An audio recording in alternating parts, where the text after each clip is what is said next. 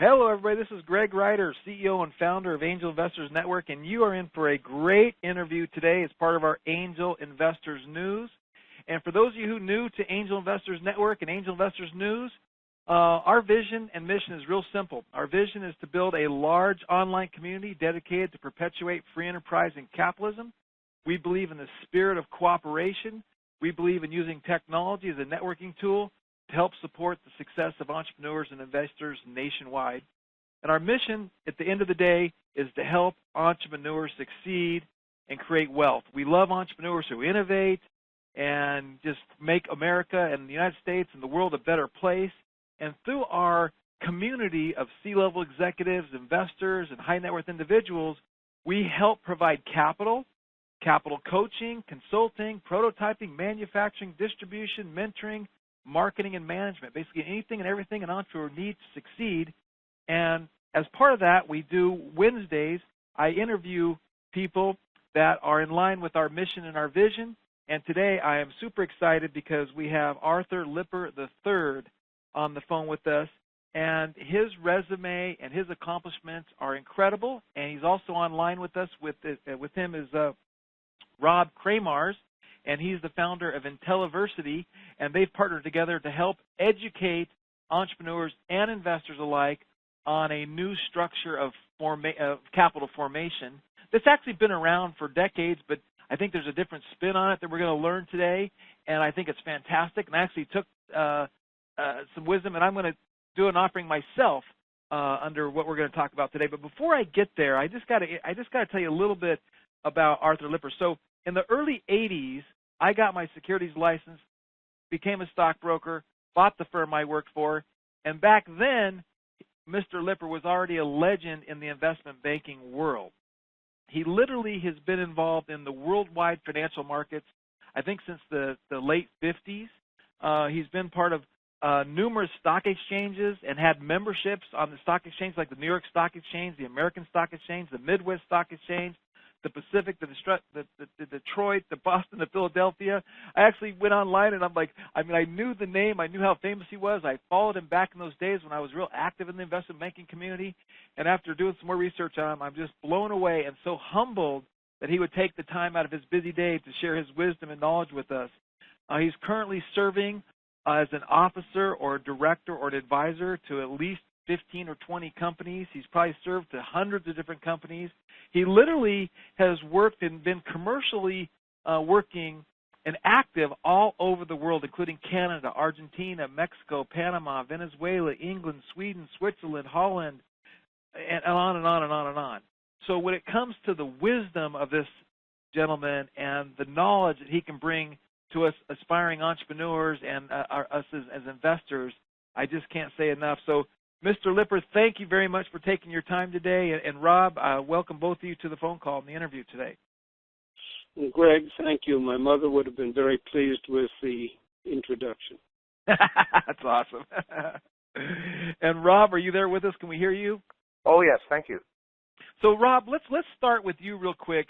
So you and I have known each other for a number of years, and without going into our history, why don't you tell, because you're the one that was the conduit to this interview today and us working together moving forward, tell a little bit about what you're doing real quickly and your relationship with Mr. Lipper, and then let's start asking Mr. Lipper some questions.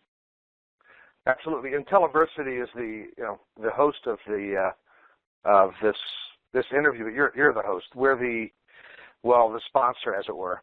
Arthur Lipper is the chairman of our board of advisors, and Intelliversity is an academy, which is entirely online, except for an occasional event, which you'll hear about shortly. But it's an academy for business owners and entrepreneurs to become unstoppable. And we provide advice and coaching and education in the areas that typically stop business owners early in their growth, and the one biggest one is lack of sufficient finance. So a couple of years ago, when I was very active as an investor, I realized myself that the whole system of buying equity in small new companies was broken, wasn't working.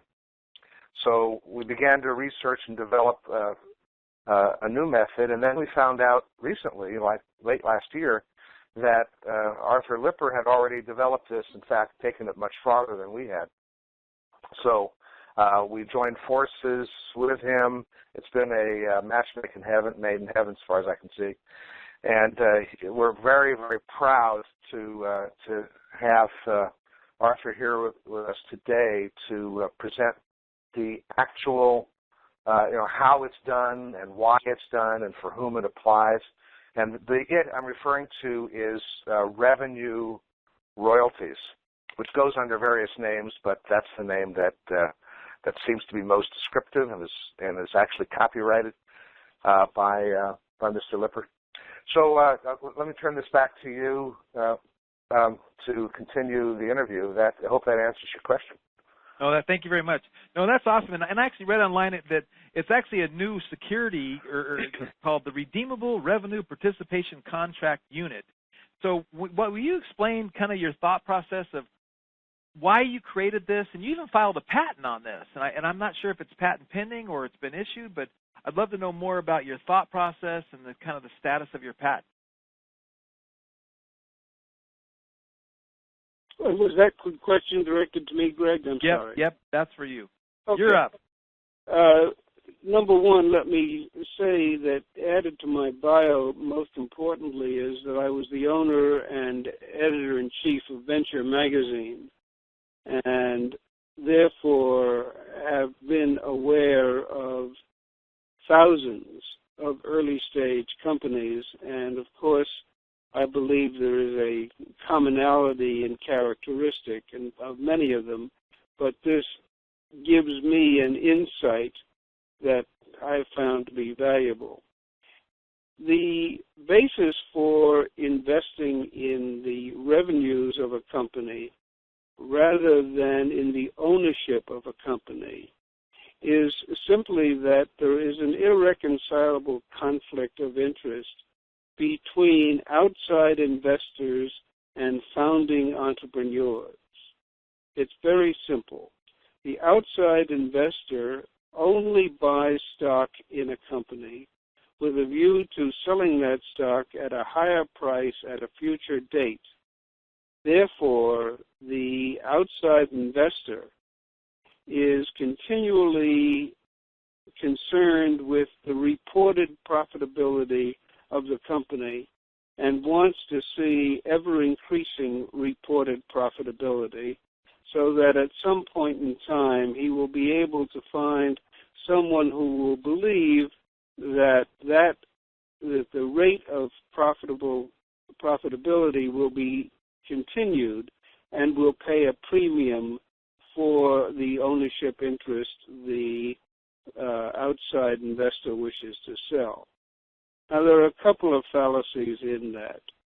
Number one, it is not in the best interest of many business owners to make the legitimate decisions that maximize the reported profitability.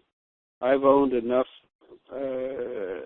companies which were fortunately profitable that I know that in December, if you're on a calendar year, you call your accountant in and you ask the simple question, how little profit do we have to declare legally and legitimately? And what can we do here in December? And better executives would have had this conversation earlier than December. What can we do to reduce the amount of profit we have to report and pay taxes on? Now, that is in the best interest of those who are intending to remain invested in the company for many years. It is not in the best interest of someone who buys stock with a view to selling it in a couple of years to some other investors. The cheapest money that any business owner has to work with is the money he doesn't pay in taxes. So there is an irreconcilable conflict of interest between outside investors and founding entrepreneurs. When I was investing actively in buying stock, as everybody did, in privately owned companies in the expectation that they would go public or be bought out, I was uncomfortable with the process of having to determine appropriate valuation with the business owner. The nice thing about, and so I started to think through a process of how do I get on the same side of the desk as the business owner so we don't have this conflict. And my conclusion was we both wanted the same thing in wanting to see increasing revenues. That being the case, why would I not simply buy a percentage of the revenues of a company for an agreed period of time? That's called a royalty. And that is how businesses were financed, not decades ago, as you suggested, but hundreds and hundreds of years ago. Royalties are the basis for land grants. Royalties are the basis for sharecropping. Royalties are the basis for the financing of extractive industries, which is where they're principally used now, oil and gas, hard rock mining. Royalties are the basis of franchising. Every McDonald's unit that is not owned by a McDonald's company is owned by a franchisee, and he pays a royalty on every sale of every hamburger. Royalties are the simplest way of measuring performance for a company, and I believe the best way of compensating the owners of the money that allowed the company to expand. Now, let's talk a moment about who should invest. Investors in royalties have one perspective, and that is revenues. And they should only invest in companies which have a substantial profit margin and offer a product or service for which the consumer demand is easy to project in terms of increasing revenues.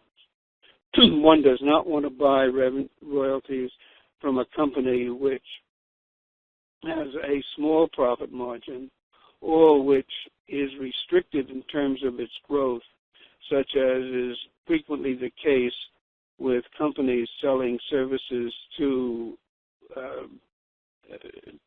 utilities, where they agree at the time of the sale to a 10-year term, but only having a cost of living increase in the amount charged for the service. That's not somebody you want to buy a royalty from. You want to buy a royalty from a company which offers either presently or prospectively a product for which there is going to be an increasing demand. Now, royalties can be simple. We can simply agree that you, the entrepreneur, pay me, the investor, 5% of your revenues for the next 20 years. We can agree that that 5% is decreased to 4% after I have received a given amount of cumulative royalties, and then to 3%, and then to 2%, etc.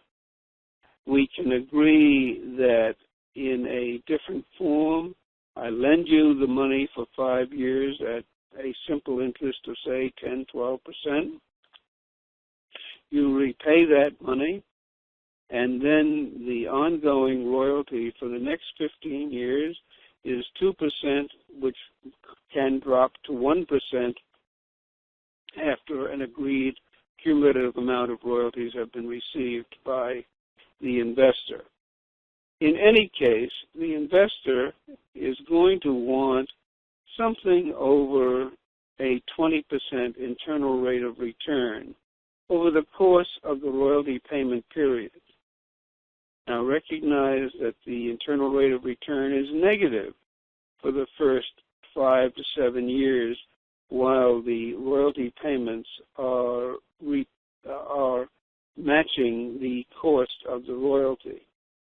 So it is not that the royalty owner expects to earn 20% of their money in the first few years. It's a 20% internal rate of return calculation over the course of the royalty payment period.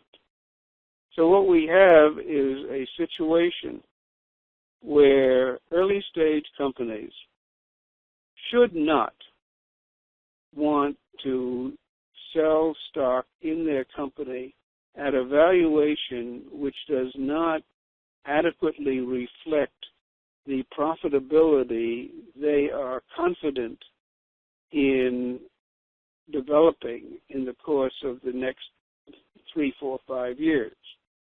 Now, that confidence is not always justified. My favorite observation is people plan and the gods smile. Things just don't always work out as you expect. But I am concerned by the judgment of an entrepreneur who tells me how wonderful things are going to be and how sure he is that it's going to be, and yet he's offering to sell me a substantial percentage of his company at a fraction of what the value would be if, as and when, his vision is achieved. So I think we have to understand that those trying to sell ownership interests are in a different position than those trying to sell revenue participation. Does that help? No, that was a very, very well articulated position on what you're talking about. So let me ask you a couple questions. So when you look at the average length of a royalty period, do you have any idea what that would be, or is it 12 to 15 years, 15 to 20? Is there something that as an investor that's looking at getting into this type of vehicle, they can kind of say, okay, the average is going to be this long? Yeah, and we have websites that are available as rexroyalties.com, rex-debt-share-royalties.com, and rex-pv.com.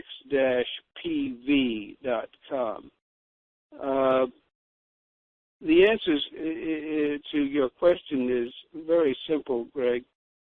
The investor has an investment return objective in mind. I'm suggesting that it's something over an IRR of 20%. The longer the investor has an interest in the revenues of a company, the lower can be the royalty rate percentage, allowing him to achieve his objective. Conversely, the shorter the royalty payment period, the higher must be the royalty rate. However, in most cases, an entrepreneur will say, look, how do I get rid of this thing? If I'm successful, if I can go public, if a company comes and wants to buy me, is it not true that the company who may want to buy me will pay me substantially less if there is a royalty than if there isn't? By the way, the answer to that question is yes.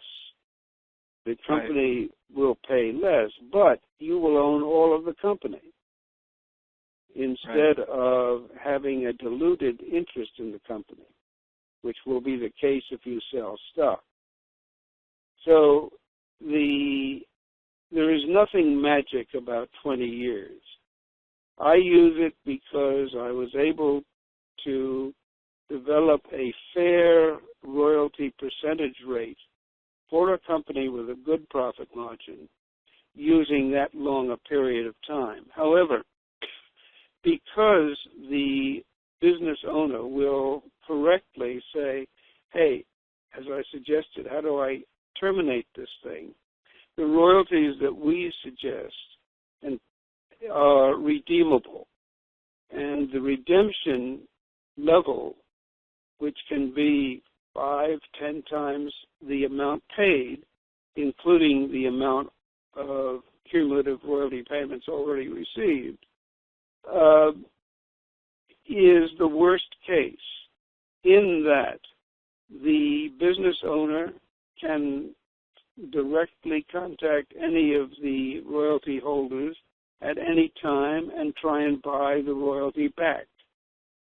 The reality is that for a successful company, every dollar in royalty payments is a pre-tax dollar because the royalties are taken off the top and are not impacted by the profitability of the company. So another way that royalties can be terminated is by the business owner offering on a tender basis to buy X amount of royalties. And finally, there is the redemption feature of the royalty, which permits the business owner to simply say, okay, I'm calling in all outstanding royalties, and the value for which you will receive is that agreed to originally, and that including the royalty payments that have already been made. So royalties can be very simple, or they can get complex. They can have minimums. They can have caps. They can be convertible. They can be guaranteed as to payment of the royalties or the total principal by third parties. They are a financial instrument which is negotiated by the owner of the money with the owner of the business. And one wants to use the asset of the other, and that's fine. The owner of the business wants to use the asset of the owner of the money, and the owner of the money wants to earn substantial income over the years from owning a piece of the revenues.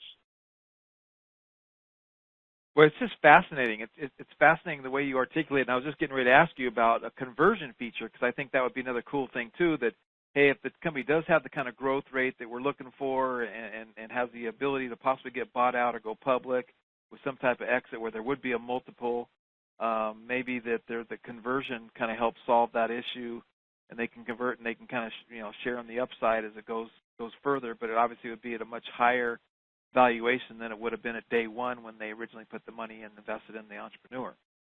You're absolutely right, Greg. However, a couple of points. Number one, the ability to convert could be conditioned upon the company trading publicly,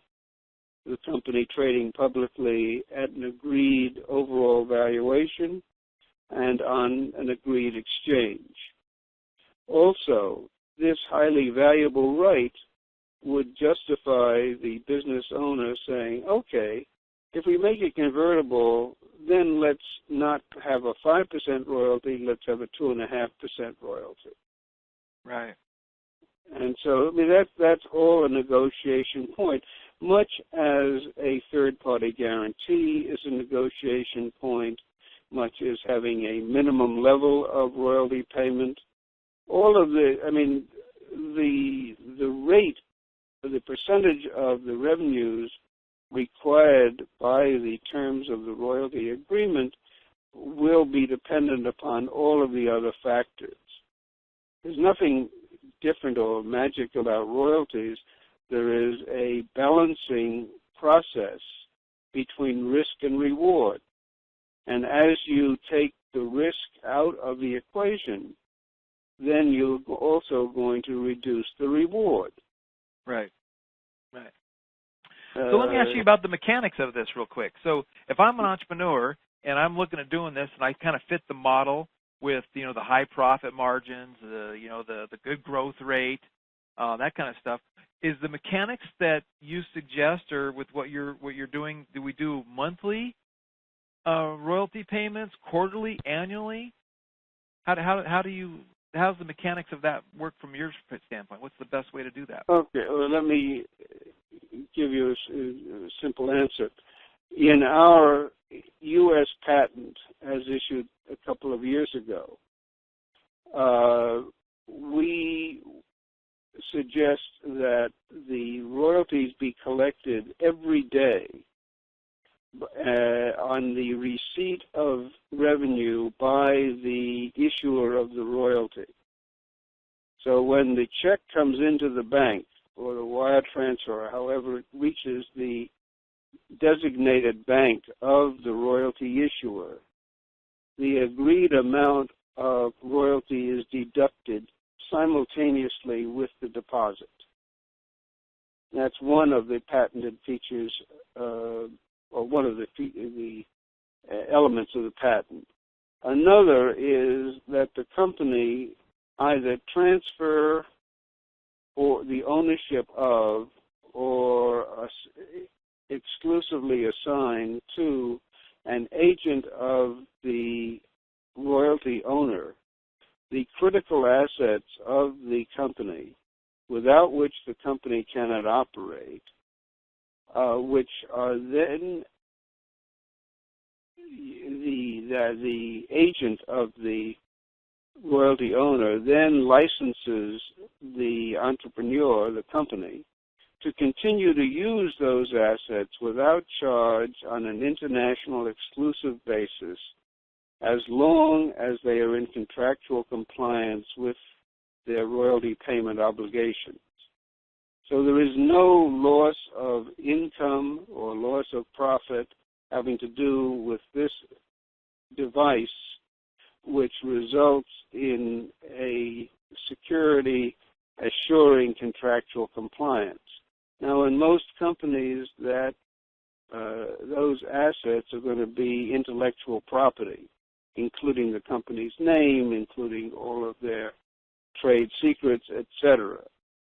And the reason for this transfer or assignment of critical assets is not because the royalty owner expects to be able to sell these assets to another party, but does expect, in most cases, that a company, once it has financial difficulties, gets reorganized. And the royalty owner wants to be assured that the reorganized company will need the critical assets of the company that had a problem, and that the royalty will continue to be respected and continued. Oh, very cool. Very cool. I love that. And so, by the way, Greg, let me make another point for your listeners. Those who are interested in perhaps discussing a possibility of their using a royalty should be in touch with Rob and IntelliVersity, because they could very well be helpful in making that placement. Yeah, no, very cool. And that's why Rob's on, and that's why Rob kind of plugged us in, and that's why we're going to introduce it to our audience and continue to market this and push this, because I think it fits for a lot of people. I mean, obviously there's a situation where it doesn't fit, right? You have, for those of us that have been in the angel investing world, and I've kind of been in my whole adult life, you're looking at companies that they don't have any revenues, and maybe they don't have any hope for revenues for 6 months to a year or something along those lines. So there's a little bit of both there. Let me interrupt you, Greg. There's no problem doing pre-revenue royalties. I mean, the entire pharmaceutical industry, there have been something over $11 billion worth of royalty financing done in pharmaceuticals. And there you have a 7-year wait before you get your first nickel of revenue, if you're lucky. Right. So pre-revenue royalties are not a problem, and we don't have to get to the valuation. We only have to have a comfort level that if and this works particularly well in software, that if the software or the product or service is developed and there is a market for it, how much is the market? What is the scope of the demand that is being met by this product? I mean, clearly a royalty owner or a royalty purchaser should not get involved in anything that he does not believe has significant scope. And right. the other company that you don't want to get involved with is like a supermarket company where you have a very low gross profit margin. Right, yeah, this doesn't work with that. So let me ask this question, going back to your comment about, this is pre-tax dollars. Yes. Is there tax? One of the issues is, like, I called up and talked to a couple attorneys that I've worked with, and they don't know how to draft these documents. They don't know how to get involved with this stuff. And then I've talked to my accountant and bookkeeper about it. They have no idea how to book it and how to do it properly. So is there somebody, a resource, and maybe that's Rob, I'm not sure because we haven't talked about this, but is there a resource that we can point people to from that standpoint? And is there any tax benefits that comes along with this if indeed you invest in a company that didn't pay off any royalties for years or months or whatever? Okay. Number one, a royalty payment made by a company is tax deductible to that company if the proceeds of the royalty are used within the business and to expand the business.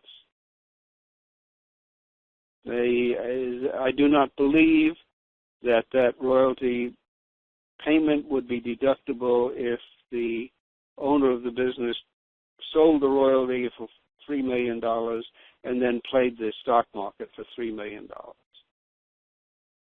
But if they used it in the development of the business, I think it's pretty well accepted that those royalty payments are deductible. The royalty payments in the hands of the individual are believed to be non-taxable until the individual has received the amount in royalty payments equal to the cost of the royalty. Is that the principal of his investment, his principal investment? Yes. Okay. And that in a reasonably structured royalty will take 5 to 7 years if it's a 20-year royalty. Right. After the royalty owner no longer has a risk of loss, no longer has a net investment in the royalty payments will be ordinary income. Okay. But until he gets his money back, it's a return of capital. Right.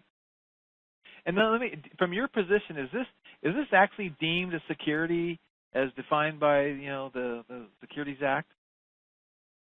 There's a slightly complicated response to that. In theory, a royalty is not a security because it has neither ownership nor vote. However, as soon as it has become, there is a redemption right, as soon as there is a minimum, it becomes a security. And I believe that as this is going to become a very big business, the SEC ultimately will take the position that anything that one invests in order to make money is a security for their purposes, and we do not fight that. I think that's fine, because there should be full disclosure by the royalty offering company, and there's nothing in the SEC rules or regulations which make it either unattractive for a company to sell royalties or for an investor to buy them. There is the normal private placement memorandum process. There is a question whether or not the new Reg A crowdfunding regulations encompass or could include royalties. I don't know the answer to that. They just came out last week. But we assume that the royalties are going to be viewed as securities, and therefore are only available in the initial instance to accredited investors. Right. Well, no, and you just brought up an interesting point. So we're launching an equity-based crowdfunding portal that's going to comply with Regulation A+, and to kind of take benefit of that. And I was talking to Rob a little bit about, I mentioned to him anyway, it would be interesting, because I know, and that's the next thing I want to talk about, is I know you guys are working on putting a fund together, and there's other funds I think you're involved with that are putting together to actually have money that's managed, and these investments are made on behalf of the investor as a pooled situation. But I think it would be kind of fascinating if you could have a crowdfunding platform that, again, once the Jobs Act finally gets kicked into space, you could have the average investor put in $2,000, $5,000, whatever, and have it start generating, 20% return on their money over, 20 years, right? That would be in the... Well, here's the problem.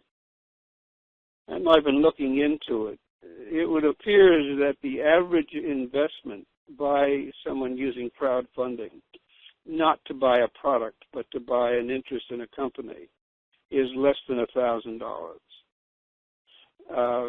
Do you really want to have a company with thousands of investors, which will make the company less attractive to people to acquire them, will make the company less attractive for subsequent financing?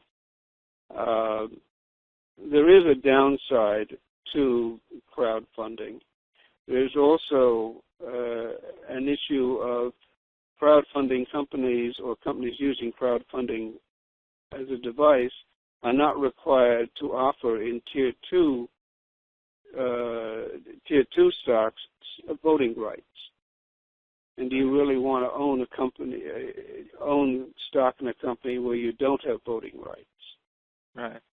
Well, those are interesting comments. And again, I remember when that we were talking about crowdfunding years ago, the whole idea that the venture capital world would not want to play in this, and they don't want to have 200, 400, 500 shareholders and take it to the next round. And now I'm seeing venture capital firms use crowdfunding platforms as part of their raises, right? They're leading the round, and they're going on some of these equity crowdfunding platforms and getting additional investors involved. So I think this stuff is changing so fast. It's so hard to keep up with, but it's just fascinating. It's fascinating what's happening. The one thing we know is it's going to be good for the lawyers.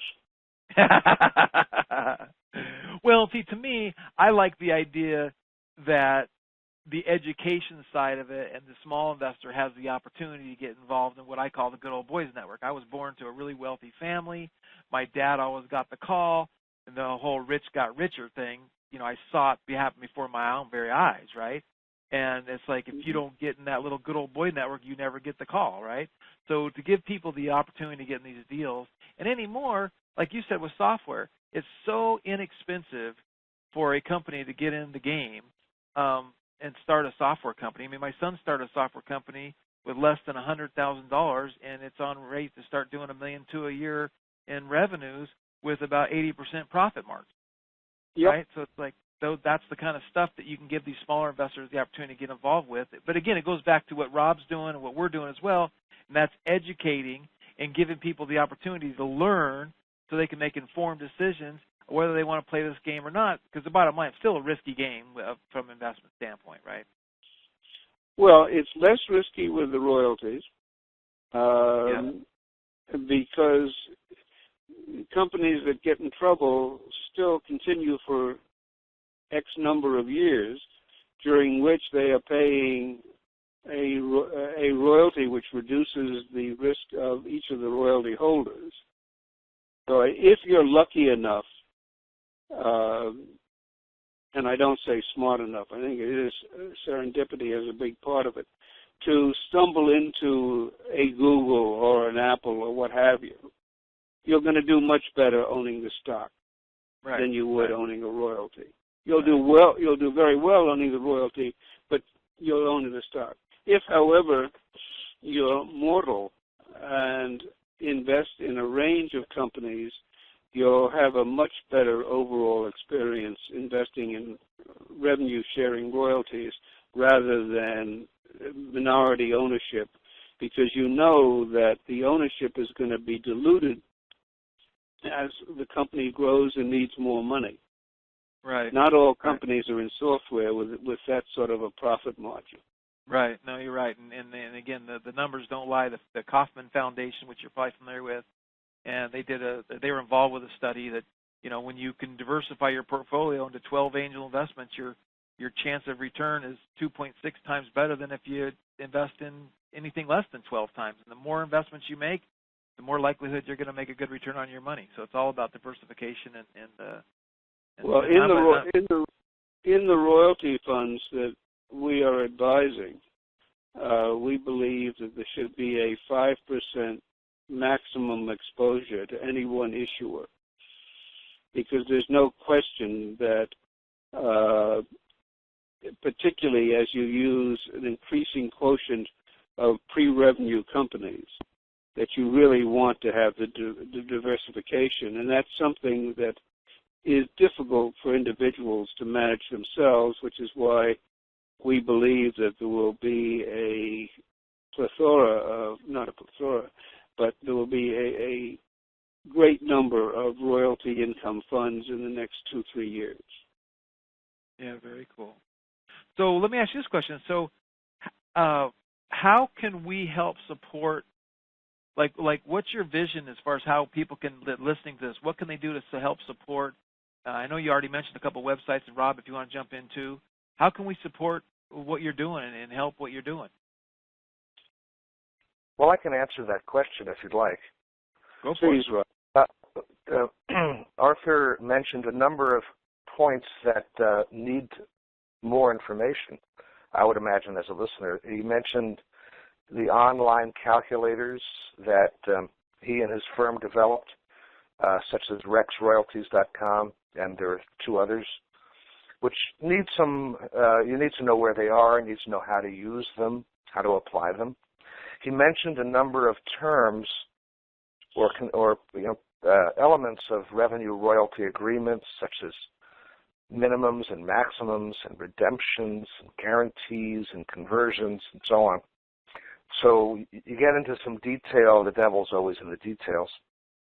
And people have to know, you have to know how to apply those. And then the specifics of an actual agreement is essential. And you asked about where can we find professional advisors like accountants and attorneys who know how to write these agreements.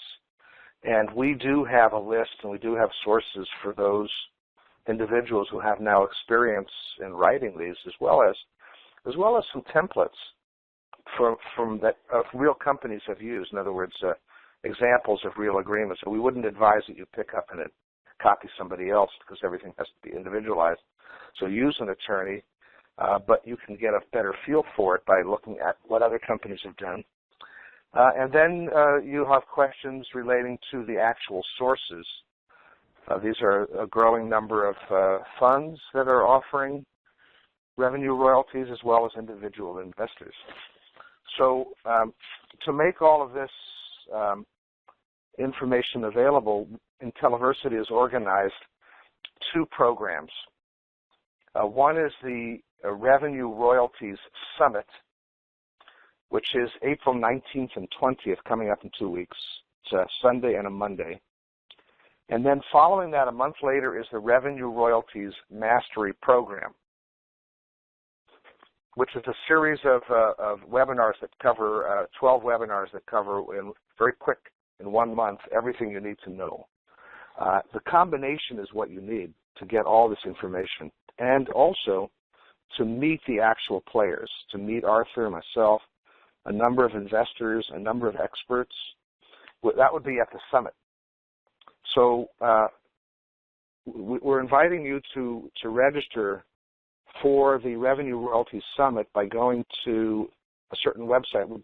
Would you like me to give that now at this point? Yeah, please give it out. Okay, this is courtesy of Angel Investors Network. It would be AIN, as in Angel Investors Network, AIN.revenueroyaltiessummit.com, all spelled out. AIN.revenueroyalties, in the plural, summit.com. And when you register there, you will be eligible for an 80% discount if you use the promotional code AIN, like Nancy, Angel Investment Network 80, 80, AIN 80. And the normal price for the summit plus the mastery program, the entire package is $497. So this will entitle you, if you register for the summit, to an 80% discount for both programs together. That's really an amazing deal that Greg has forced me to offer you. And so we think it's really compelling to come to the summit on April 19th and 20th.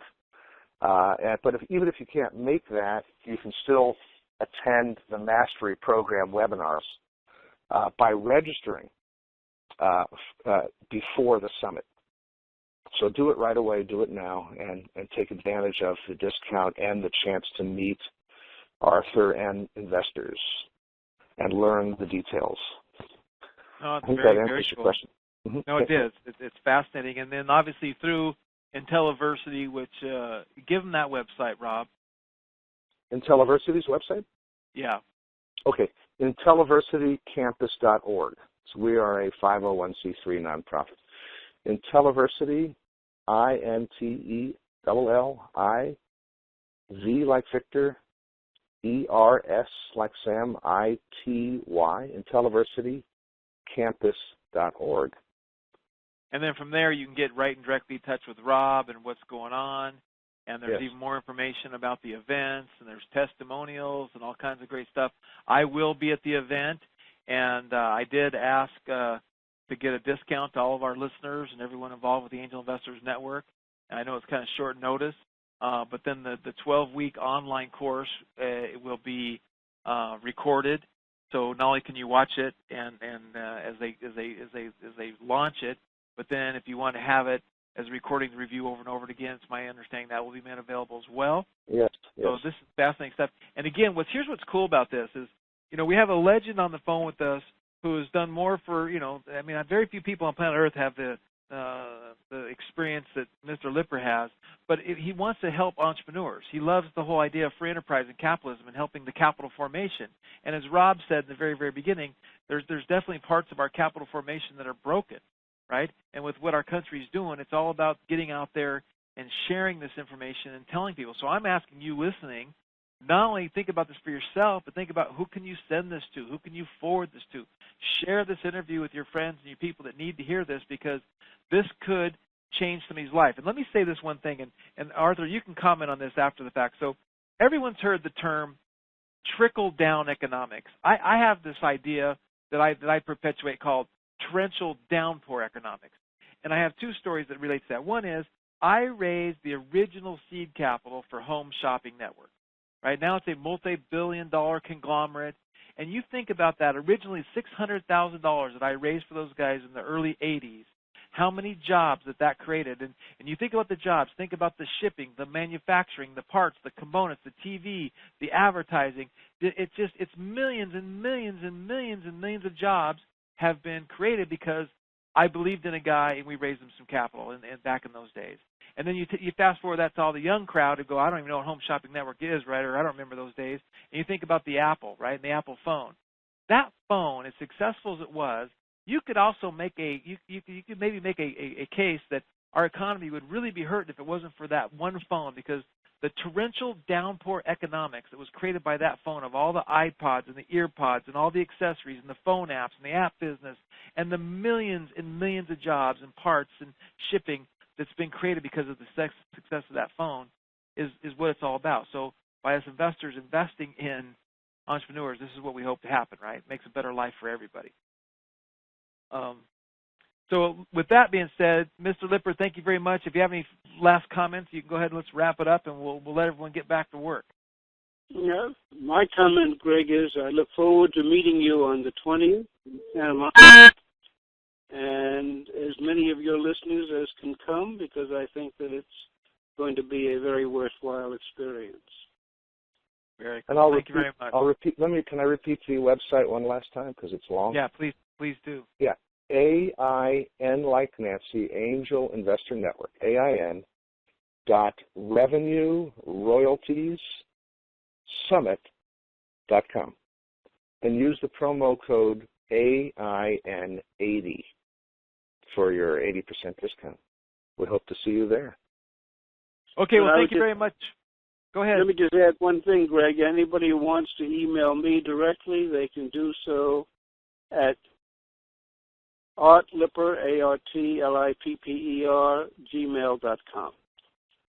Perfect. Well, with that being said, I want to say thank you for your time, everybody.